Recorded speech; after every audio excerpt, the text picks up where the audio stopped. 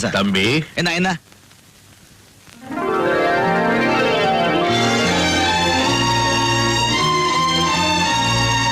உன் பேர் என்னப்பா?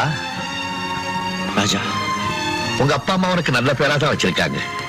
உன்னுடைய நல்ல குணத்துக்கு உண்மையிலேயே நீ ராஜா தான். போயிட்டோம். சொந்த கிளிதான் தேடும் இந்த பறவை, கண்டும் அதை சொல்லாது அந்த பறவை.